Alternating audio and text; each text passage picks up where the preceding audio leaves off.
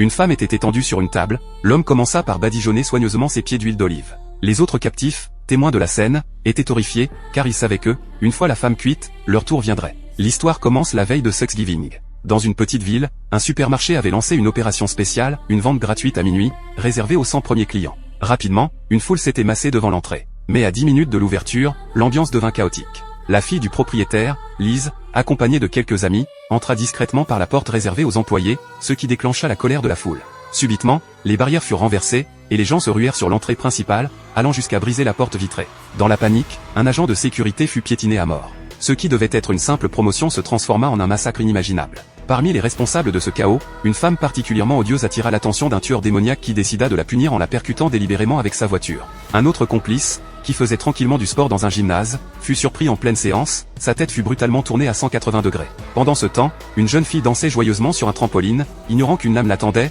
elle fut cruellement empalée pendant son saut. Pour continuer sa vengeance contre ces consommateurs sans scrupules, Jack installa la femme sur une table de cuisine. Il prit un pinceau et, en partant de ses orteils, enduisit lentement ses jambes d'huile, saupoudra une couche de sel et déposa quelques brins de coriandre sur ses pieds. Une fois la préparation terminée, il la glissa vivante dans un four préchauffé à 210 degrés, où elle fut lentement rôtie. Jack alla ensuite chercher la famille de la jeune femme, les attacha et les força à s'asseoir autour de la table où le repas était prêt à être servi. Lorsqu'ils virent ce qu'il y avait dans le plat, l'horreur se peignit sur tous les visages. Pendant ce temps, la police était parvenue à localiser le tueur grâce à son adresse IP, car il diffusait ses crimes en direct. En découvrant que plusieurs personnes étaient séquestrées, les forces de l'ordre se dépêchèrent de se rendre sur place. Mais ce qu'ils allaient trouver allait dépasser leur pire cauchemar.